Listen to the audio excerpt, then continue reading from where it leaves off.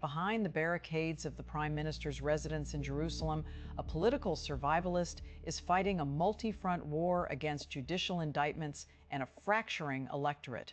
This is not just the story of one man's grip on power, but the culmination of a century-long ideological project inherited from a father who believed history is written in blood and iron.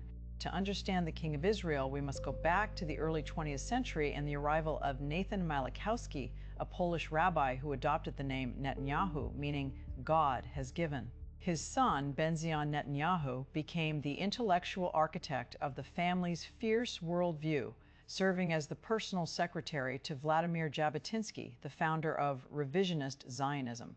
While mainstream Zionists under Ben-Gurion sought compromise and diplomacy, Jabotinsky's revisionists argued for an iron wall of Jewish military might that would force Arab recognition of a Jewish state. Benzion lived much of his life in the United States, bitter and sidelined by the Israeli labor establishment, a resentment he passed directly to his sons. Benjamin, the middle son, was forged in the elite Sayeret Matkal commando unit, where he participated in high-stakes rescue missions during the 1960s and 70s. But the definitive turning point for the dynasty came in 1976 during the Entebbe raid, where Benjamin's older brother Yonatan was killed while leading the operation to save Jewish hostages. Yonatan's death transformed him into a national martyr and gave the Netanyahu family a moral and political capital that was beyond reproach. Benjamin leveraged this tragedy into a diplomatic career, eventually becoming Israel's ambassador to the UN, where his telegenic style and American-inflected English captivated Western audiences.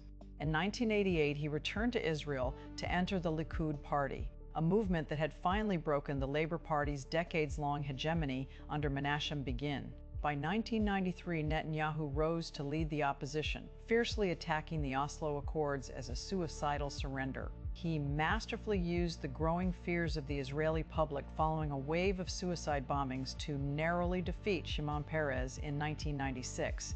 Though his first term ended in 1999, his time as finance minister in the early 2000s allowed him to overhaul the Israeli economy, slashing welfare and privatizing industries. This neoliberal shift created a new class of wealthy supporters while cementing his image as Mr. Economy. He returned to the premiership in 2009, beginning a record-breaking streak that would make him the longest-serving leader in the nation's history.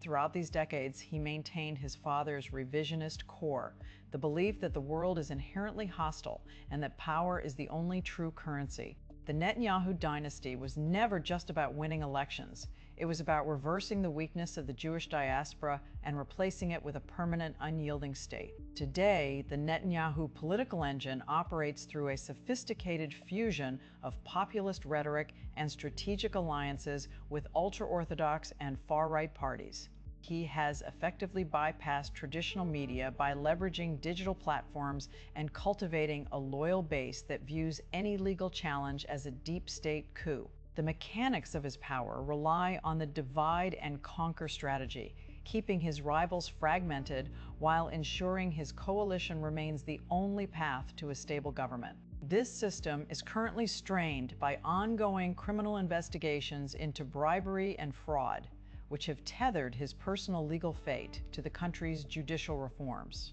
By framing the judiciary as an elitist relic of the old labor guard, he has turned a personal defense into a national ideological crusade. Supporters view Netanyahu as the indispensable Churchillian protector who navigated the Abraham Accords and kept Iran's nuclear ambitions at bay through sheer force of will. They argue that his removal would signal a return to a vulnerable, conciliatory Israel that ignores the existential threats of a hostile region. Conversely, critics see a demagogue who has sacrificed national security and social cohesion to maintain personal immunity from prosecution. The primary fear for these opponents is that the Netanyahuism project will eventually erode the very democratic foundations of the state, leaving behind a hollowed-out autocracy. The coming years will see a definitive collision between the Prime Minister's survival instincts and a legal system that refuses to blink. As the generational shift within the Likud party begins, the question remains whether the dynasty ends with Benjamin or continues through his politically active and controversial son, Yair. The era of the Iron Wall is facing its greatest test, and the outcome will determine if Israel remains a liberal democracy or fully embraces the revisionist destiny envisioned by Benzion a century ago.